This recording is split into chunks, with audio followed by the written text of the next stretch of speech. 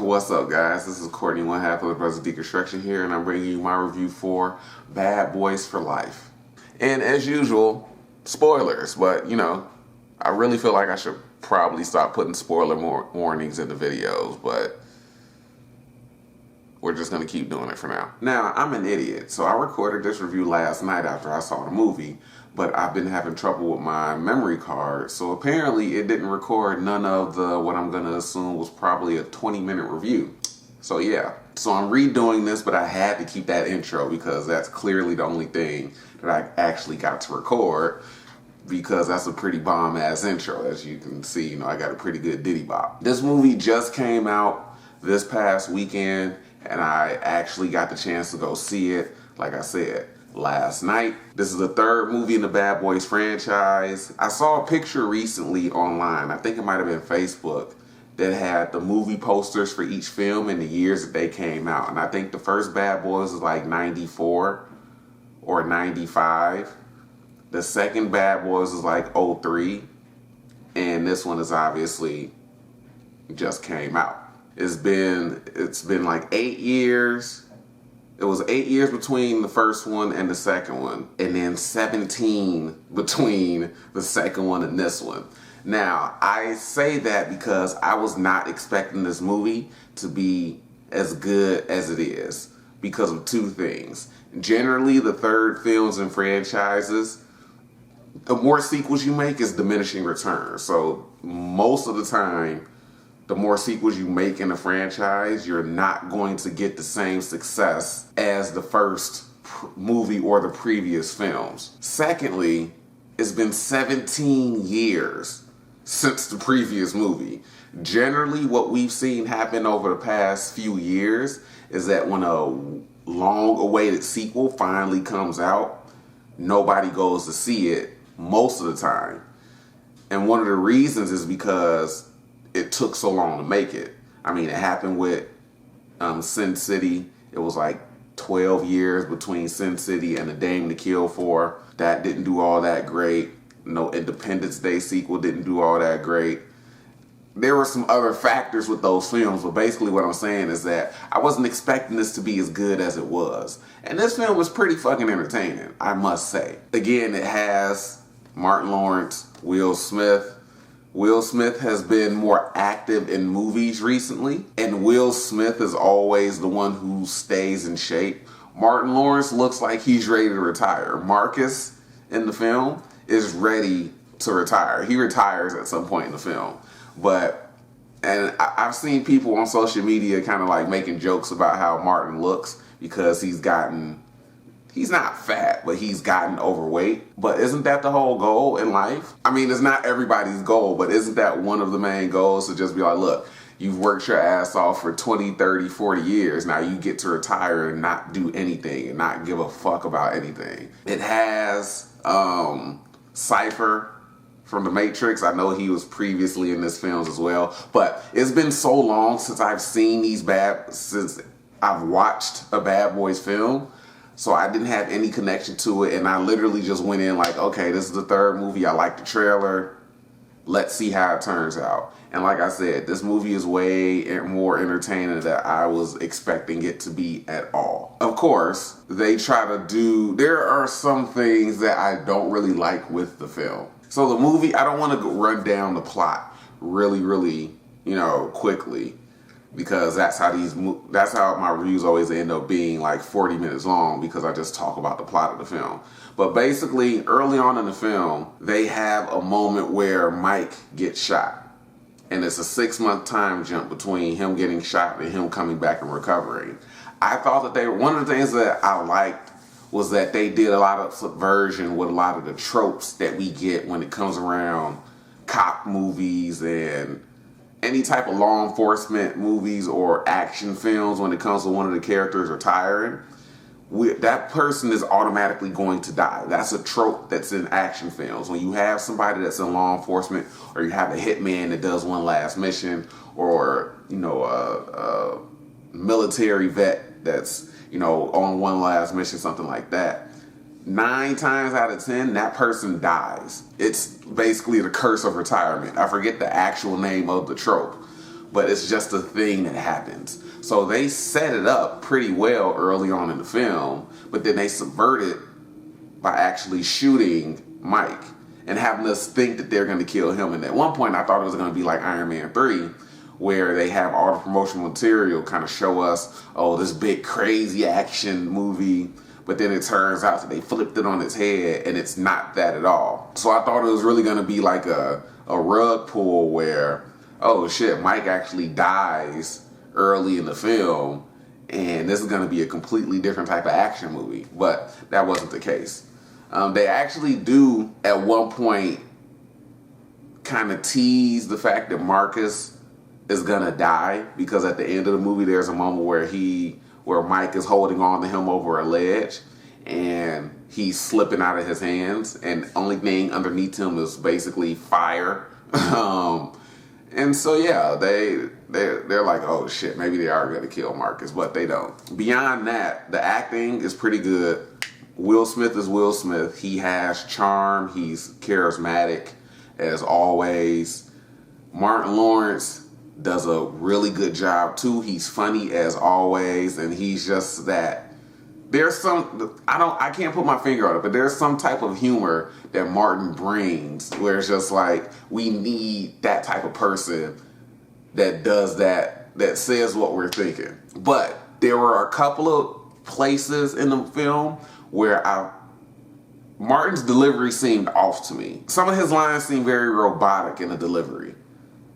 I don't know. I can't quite put my finger on it, but that doesn't detract from his overall performance, because I think he's hilarious as always. So he still does a pretty good job. The actress who plays Rita does a good job. Again, it's been years since I've seen the previous films, but her and Mike have history, so I'm guessing she was in at least one of the previous 2 films.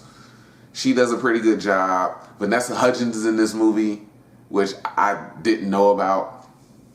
The little ammo squad, which is like Miami's special unit, where is a lot more high-tech investigations and things like that. I think there's a CSI joke made or something like that. But the actors, Vanessa Ludwig, I can't remember if that's his first or his last name, and then there's an Asian actor as well. They all do great in their respective roles, even though they're smaller parts. Overall, the acting in the film is good. Now, what I will say, my main problem with the movie is like the big twist in the film. Now, the main villain of the film is the wife of this former cartel boss in Mexico, and she breaks out of prison at the beginning of the film. Her son breaks her out, and then she sets him on the course of, you're gonna kill everybody that has something to do with me being locked up and your father getting killed. The son starts assassinating like the DEA official, the judge, one of the other prosecutors. Hell, even the captain dies in this film. And going back to the retirement, the person deemed for retirement is ultimately marked for death. The captain's death came out of nowhere in this movie. Mike goes and meets him at, I'm guessing, either his granddaughter's or his daughter's basketball game. And it's already been after Mike has kind of gone off the rails, interfering with the investigation of his shooting. And they're walking to the car talking about, hey, come. The captain is like, hey, come over for dinner. You're cooking again? Oh, okay, maybe we can order pizza. Next thing you know, he gets a bullet through his neck. Everybody in the theater was like, oh shit, because it was so unexpected. We weren't expecting the captain to be killed, but the whole point, the whole kind of motivation of, or the plan, I should say, of the villain was that to make Mike suffer. He was the last one to die. We find out later why, which I'm going to get into. But anyway, getting back on track. With the wife, the one thing is that the son, her and Mike have a history. Mike explains to Marcus, Captain pulled me fresh out the academy. Nobody knew who I was. And he put me undercover, and I was her driver. My name was Ricky Rawlins or something like that. She showed me how to walk it, how to talk it, everything. She created Mike Lowry. I gained all that from her, and that's how I carried myself. Which Marcus makes a joke that explains why he dressed like a drug dealer. They fell in love, and they were planning on running away with each other. And she gave birth to her son in jail. But her husband couldn't have kids. So Armando Aretas, that's the last name, and the mother is Isabel. Armando is Mike's son. And I thought that was such out of left field. I don't know. Something about it rubs me the wrong way. I get it. We didn't get a hint to any of this in the previous two films. I completely understand. But it was, I don't know. Something about it just rubbed me the wrong way. And I didn't quite like it. So that was probably the only thing that I would say I didn't really like about the film. There's also some really bad effects at certain points in the movie. There's some really noticeable green screen during a car chase with the little motorcycle and buggy combo with Mike and Marcus. There's also a really bad effect in the final action piece of the film. Mike and Isabella meet up at this old hotel that they used to go to outside of Mexico City. Obviously, it's an ambush. Ammo comes in, surprisingly providing backup. Shootout ensues. And surprisingly, side note real quick, the shootout, most action movies when they take place, it's an abandoned hotel, by the way. Most times, action set pieces take place in like abandoned places where there are no lights or it's dark outside. A lot of bad films will not light the set piece properly, so you can't tell what's going on. Surprisingly, you can tell who the members of Ammo were, where they were at, where Mike and Marcus were at, and where Isabella and Armando were at. Now, they had goons with guns standing in this circular because it's a circular stairwell leading up to the top. It's dark. They're all like kind of in the circle shooting down at them. But as far as the main characters in the action set piece, you can tell where they were. So kudos to actually filming that or lighting this set properly. At one point during this fight scene, I can't remember if it was Marcus or Mike. Hell, it might have been one of the Ammo kids. Somebody shooting their gun, and it's very clearly a gunshot effect. Like the flash from the gun, it's a gunshot effect. And it actually took me out of the movie when I was watching it.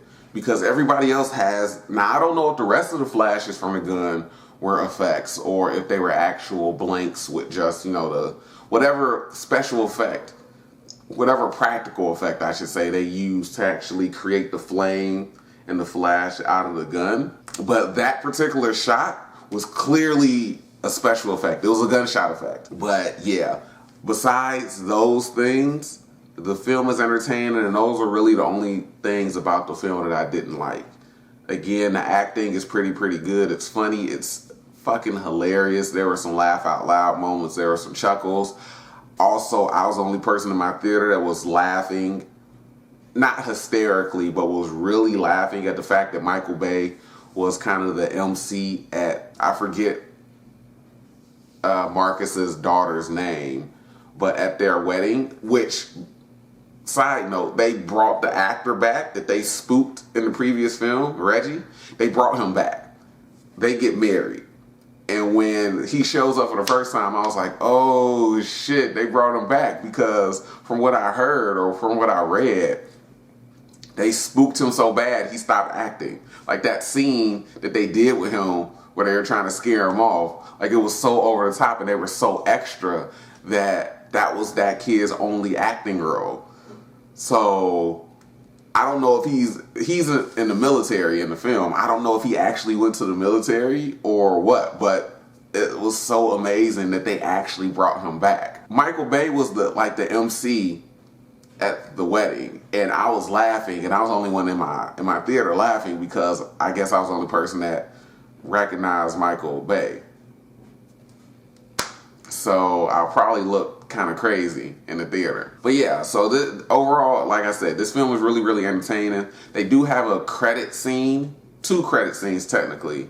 One right after the end title credits, and then there's one kind of like right after the end credits start to roll. There's another one. They tease at a possible sequel, or they set up a sequel. Mike's son gets shot accidentally by, Armando gets shot accidentally by Isabella. Isabella is killed. We think Armando is going to die, but he doesn't. They lock him up.